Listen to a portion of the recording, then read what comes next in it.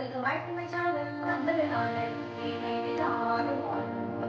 నా ఛానల్ని సబ్స్క్రైబ్ చేసుకోకుండా సబ్స్క్రైబ్ చేసుకోండి. అండ్ ఇంతకుముందు వీడియోస్ కూడా తప్పకుండా చూడండి. నచ్చితే కనుక తప్పకుండా సబ్స్క్రైబ్ చేసుకోండి. ఈరోజు మన టాపిక్ ఏంటంటే మేము ఎక్కడికి వచ్చాము, మేము ఎందుకు వచ్చాము, అండ్ ఇంకొక ఇంపార్టెంట్ టాపిక్ డిస్కస్ చేయాలి అనుకుంటున్నా. ఇది యాక్చువల్లీ ఈరోజు సండే కదా, సో సండే బ్లాగ్ ఏదైనా రిలీజ్ చేద్దాము. ఎవ్రీ వీక్లో ఒక బ్లాగ్ పెడతా కదా, సో ఇప్పుడు కూడా ఒక బ్లాగ్ పెడదాము అని చెప్పేసి ఈ వీడియో అయితే రికార్డ్ చేస్తున్నాం. సో ఇంతకుముందు వీడియో వచ్చేసి బైపీసీ వాళ్ళకి ఎలాంటి ఆపర్చునిటీస్ ఉంటాయి, ఆఫ్టర్ ఇంటర్ మనం ఏం చేయొచ్చు అనేది ఇంతకుముందు ఆల్రెడీ పోస్ట్ చేసేసాను ఛానల్లో, మీరు చెక్అవుట్ చేయొచ్చు అనమాట బైపీసీ వాళ్ళు. This video comes to MPC వాళ్ళు. ఎంపీసీ వాళ్ళకి ఎలాంటి ఆపర్చునిటీస్ ఉంటాయి అండ్ ఎలాంటి జాబ్స్ చేసుకోవచ్చు వన్స్ ఎంపీసీ అయిపోయాక, ఇంటర్మీడియట్లో ఎంపీసీ అయిపోయాక ఎలాంటి ఆపర్చునిటీస్కి వెళ్ళొచ్చు అండ్ ఎలాంటి కాలేజెస్ వెళ్ళొచ్చు, ఎంసెట్ రాస్తే ఎలాంటి కాలేజెస్ ఉంటాయి అనేది కంప్లీట్గా ఈ వీడియోలో షూట్ చేద్దాం అనుకుంటున్నాను అనమాట. సో బేసిక్గా నేను ఎంపీసీ స్టూడెంట్. సో నా ఎంపీసీ అయిపోయాక ఎంసెట్ రాశాను. ఎంసెట్ ఒక మంచి ర్యాంకే వచ్చింది, మంచి కాలేజే వచ్చింది. కాకపోతే నేను ఇంజనీరింగ్ చేయదలుచుకోలేదని చెప్పేసి వేరే ఆప్షన్ చూస్ చేసుకున్నాను. అండ్ ఇంకొకటి ఏంటంటే, నా ఎక్స్పీరియన్స్తో వస్తే నేను ఏరోనాటిక్స్ అంటే నాకు చాలా ఇంట్రెస్ట్ ఉంది అన్నమాట. ఆల్ ఇండియాలో షాషిబ్ హిందుస్థాన్ ఏరోస్పేస్ వాళ్ళు ఒక ఎగ్జామ్ కండక్ట్ చేస్తారు. సో బేసిక్గా వచ్చేసి ఆ ఎగ్జామ్ మనం నా అప్పుడైతే 500, ఒక 6 years బ్యాక్ అయితే ఒక 500 రిజిస్ట్రేషన్ ఫీతో పే చేసి ఎగ్జామ్ రాయాలన్నమాట. ఒకవేళ ఎగ్జామ్ మంచిగా వచ్చి మనం క్లిక్ అయ్యాము, ఓకే మనం సెలెక్ట్ అయ్యాము అంటే మనకి హిందుస్థాన్ ఏరోస్పేస్ ఇంజనీరింగ్ కాలేజెస్లో మనకి ఎక్కడైనా ఆపర్చునిటీ అయితే ఉంటుందన్నమాట. ఏదైనా ఒక కాలేజ్లో అయితే ఉంటుంది. కాకపోతే నేను ఎగ్జామ్ రాశాను, ఆల్ ఈజ్ వెల్. మా ఇంట్లో ఆ పర్టికులర్ టైంకి మా డాడీ వాళ్ళు పంపించలేదన్నమాట ఆ ఎగ్జామ్కి. లైక్ ఎగ్జామ్ రాశాను, అంత బాగుంది, కాలేజ్ చూసుకోవాలి, కాలేజ్ దగ్గరికి వెళ్ళాలి, అంతా సెట్ చేసుకోవాలి. బట్ ఆ టైంలో ఇంకేమైందంటే మా ఇంట్లో వాళ్ళు ఒప్పుకోలేదు. ఎందుకు ఏరోనాటిక్స్, నువ్వు ఈ ఫీల్డ్కి వెళ్ళు బాగుంటుంది నీ లైఫ్ అని చెప్పేసి అట్లా వెళ్ళిపోయారు అనమాట. ఇక్కడ బేసిక్గా నేను చెప్పేది ఏంటంటే, హైదరాబాద్లో వచ్చేసి ఏరోనాటిక్ కాలేజెస్, నేను నా అప్పుడు సిచ్యువేషన్ చెప్తున్నా, ఇప్పుడు ఇంకా చాలా అప్డేటెడ్ వచ్చేసాయి. నా అప్పుడు వచ్చేసి ఒకటి గురునానక్లో ఏరోస్పేస్ ఉండేదన్నమాట. ఇంకొకటి మనకు బిఎన్ రెడ్డి దగ్గర ఎయిర్ క్రాఫ్ట్ది ఒక కాలేజ్ ఉంటుంది, సో ఫ్లైటెక్ అని చెప్పేసి. ఆ 2 కాలేజెస్ నాకు తెలిసినవి అనమాట. మేము అప్పటికి ఫ్లైటెక్ వెళ్ళాము, చూసాము ఏమైనా మంచి ఆపర్చునిటీస్ ఉన్నాయా అని చెప్పేసి వెళ్ళామన్నమాట. అక్కడ ఏంటంటే ట్విస్ట్ ఏంటిదంటే, మనకు air craft maintenance engineering and aerospace engineering. Aerospace engineering వచ్చేసి 4 years ఉంటుంది, ఎయిర్ క్రాఫ్ట్ మెయింటెనెన్స్ ఇంజనీరింగ్ వచ్చేసి 3 years ఉంటుంది అనమాట.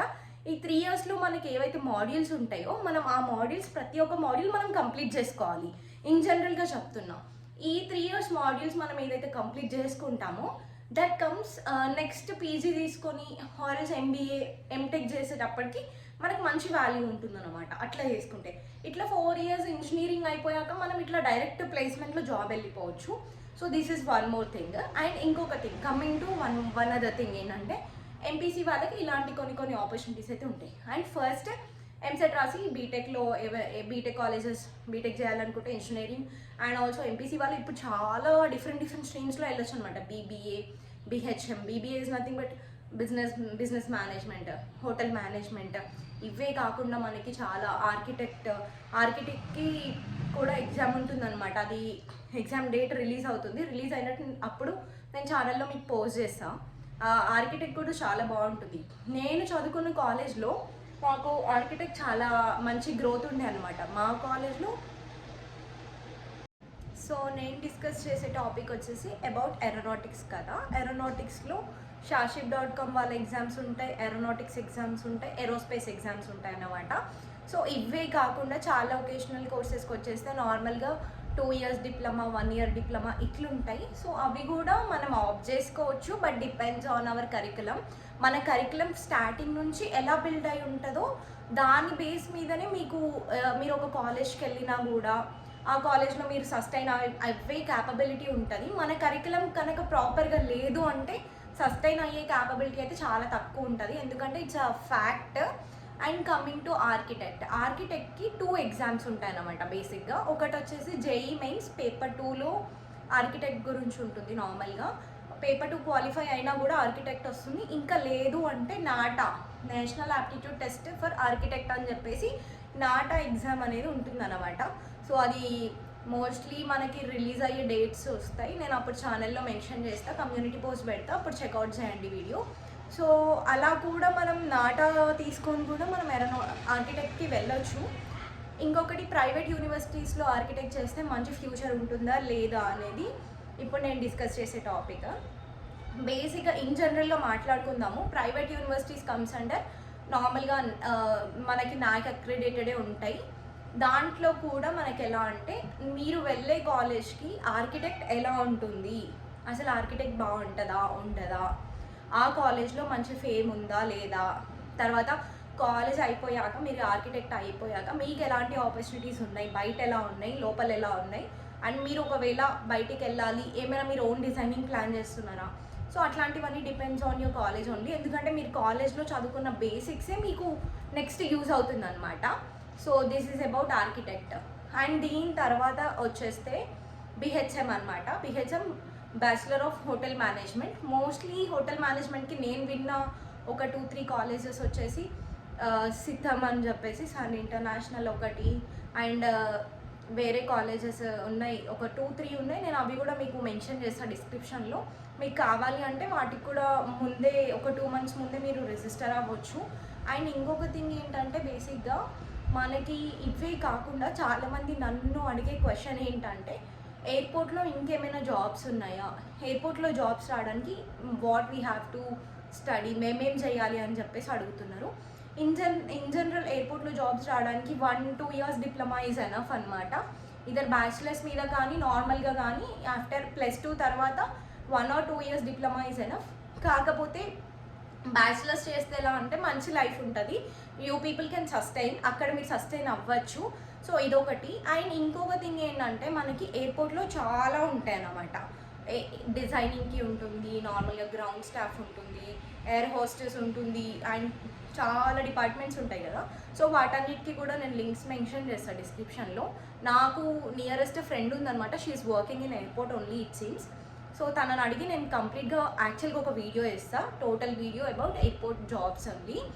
అండ్ ఇంకొక కమింగ్ టు నెక్స్ట్ పార్ట్, ఇంకా మేజర్గా ఎంపీసీ వాళ్ళకు ఉండే ఆపర్చునిటీస్ ఏంటి అంటే they can go either IT, they can go either non ఐటీకి కూడా వెళ్ళొచ్చు.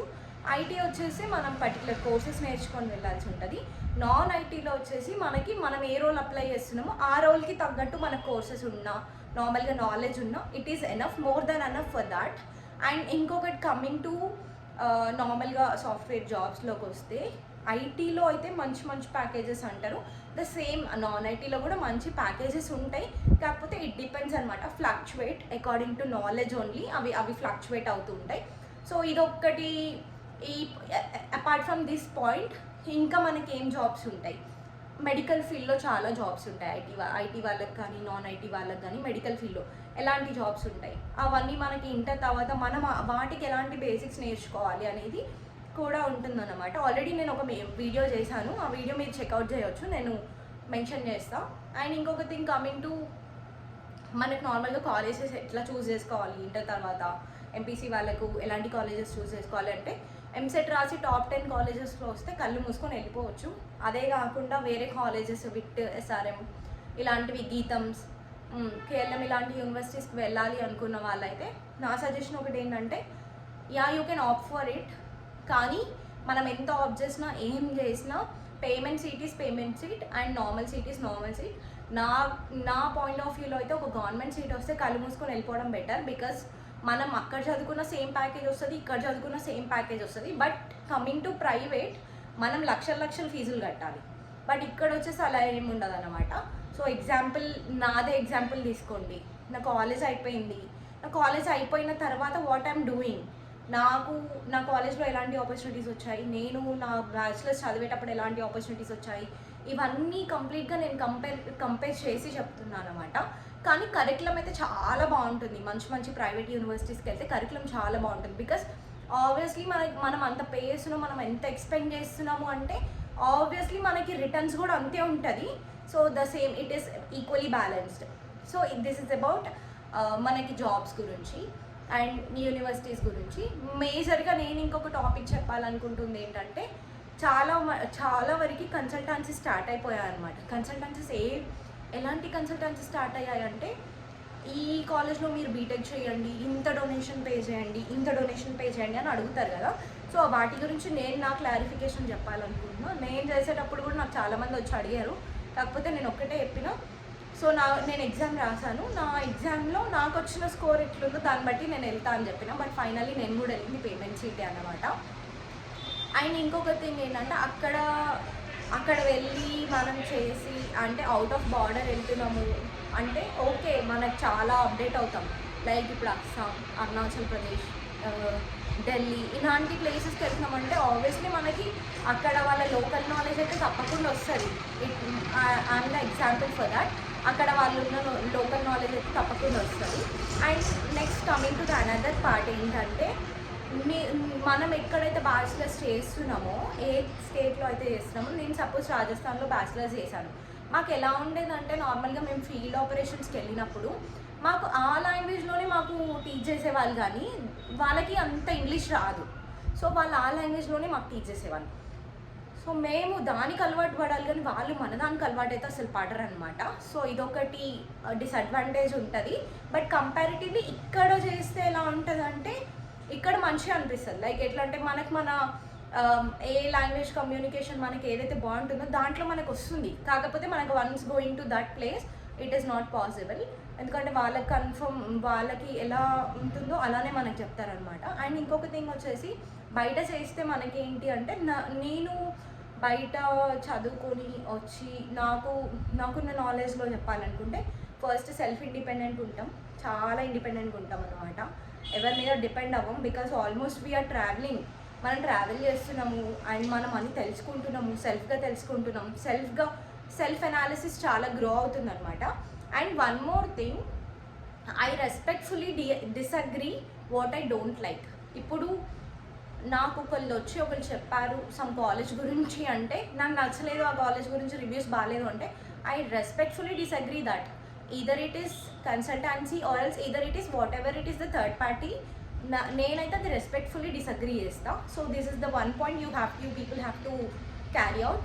అండ్ ఇంకొక థింగ్ ఏంటంటే, కన్సల్టెన్సీస్లో మెయిన్గా నేను నా పర్టికులర్ టైం అప్పుడు నేను ఇలాగే రెస్పెక్ట్ఫుల్గానే వాళ్ళని డిసగ్రీ చేశాను. నాకు ఇది వద్దు, నాకు ఇది నచ్చలేదు. పాయింట్ టు పాయింట్ స్ట్రైట్ ఉండాలన్నమాట. నా ఫ్రెండ్ వెళ్ళింది ఆ కాలేజ్కి అని చెప్పేసి నేను వెళ్తా అనడం, నీ ఫ్రెండ్ వెళ్ళింది అని చెప్పి నువ్వు వెళ్తా అనడం, no. So this is about one thing. And obviously influence అవుతూనే ఉంటాం. అరే నా ఫ్రెండ్ అక్కడ పోయింది, నా ఫ్రెండ్ ఇక్కడ పోయింది అంటే, ఆమెకు వచ్చిన ర్యాంక్ వేరే, నీకు వచ్చిన ర్యాంక్ వేరే, నువ్వు చూసుకునే ఏం వేరే, ఆమె చూసుకునే ఏం వేరే, అవి రెండు సరిగా బ్యాలెన్స్ అవ్వవు అనమాట. సో నేను అప్పుడు చేసింది, నేను కొంచెం ఇన్ఫ్లుయెన్స్ అవుతుండే, కాకపోతే తర్వాత నేను ఒకటే డెసిషన్ తీసుకుంటుండే, వాట్ ఐ వాంట్, నేను దానికే వెళ్తుండే అనమాట. సో ఇదొకటి. ఎప్పుడన్నా మనం we have to respectfully disagree for which we don't like. So ఇదొకటి కన్సల్టెన్సీస్ నుంచి బాగా గుర్తుపెట్టుకోవాల్సింది. ఇంకొకటి, వైల్ డొనేటింగ్ ఫీజ్ కూడా నేనేం చెప్తా అంటే, ఫస్ట్ మీరు ఇంత డొనేట్ చేయండి, మీ కాలేజ్ చూపిస్తాము, అది ఇది ఎక్సెట్రా చెప్తారు. బట్ కాలేజ్ లోపలికి వెళ్ళాక అట్లా ఉండదు అనమాట ప్రైవేట్ యూనివర్సిటీస్లో. సో అది కూడా మీరు బాగా క్యారీ అవుట్ అవ్వాల్సిన విషయమే. ఎందుకు చెప్తున్నా అంటే, మేము చాలా ఫేస్ చేసాము. నార్మల్గా అయితే నేను తీసుకున్న హాస్టల్ అకామిడేషన్ అవి వేరే, నాకు అక్కడ వెళ్ళి ఇచ్చినవి వేరే, నాకు కట్టించుకున్న ఫీజు వేరే అనమాట. సో ఇట్లా మనం ఆబ్వియస్లీ లాస్ అవుతూ ఉంటాం, వాళ్ళ బెనిఫిట్ చూసుకుంటారు mediators through. So this is all about the private universities. And coming to robotics, ఇప్పుడు రోబోటిక్స్ టాపిక్ చెప్పుకున్నాము.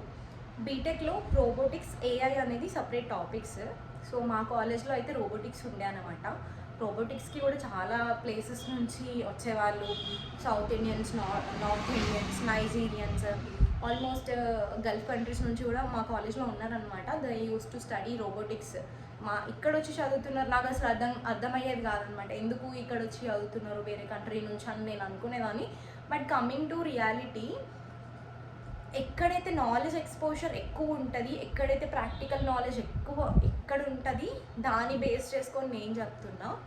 సో అలా వాళ్ళందరూ వచ్చి ఇక్కడ చదవడం, ఎందుకంటే ఇక్కడ చాలా ప్రాక్టికల్స్ ఉన్నాయి. ఎగ్జాంపుల్, నేనే నా సెకండ్ ఇయర్లో నేను ఒక ఇంటర్న్ చేశాను అనమాట నార్మల్గా రోబోటిక్స్ వాళ్ళది. మాకుండే అసలు మీరు ఎలా మీ స్ట్రీమ్లో మీరు ఎలా ఎక్స్పోజ్ చేస్తారు, రోబోటిక్స్ని ఎక్స్పోజ్ చేయాలి అనుకుంటే మీరు ఎలా ఎక్స్పోజ్ చేస్తారు అనేది మాకు ఉండే అనమాట. మాకు ఆల్మోస్ట్ మా సెకండ్ ఇయర్లో థర్డ్ సెమ్ ఆర్ ఫోర్త్ సెమ్లో ఉండే ఆ ప్రాక్టికల్. సో మేము అలా చేసాము. సో ఇలాంటి practicals and well mannered well educated lecturers వాళ్ళు టీచ్ చేసే ప్రాక్టికల్స్, లైవ్ ప్రాక్టికల్స్ ఇవన్నీ ప్రైవేట్ యూనివర్సిటీస్లో it is well and good. కాకపోతే వాళ్ళు ఎంత చెప్పినా ఏం చేసినా it is from our and మనం ఎంత ఎఫర్ట్స్ పెడితే అంత రిటర్న్స్ మనకు వస్తాయి అన్నమాట. So this is what I want to say. And ఈ రోజుకి ఎంపీసీ వాళ్ళకు ఉన్న ఆపర్చునిటీస్ అన్నీ డిస్కస్ చేసేసాము. నా వీడియోస్ కనుక మీకు నచ్చినట్టు అయితే తప్పకుండా లైక్ చేయండి, షేర్ చేయండి, కామెంట్ చేయండి. Bye until next video.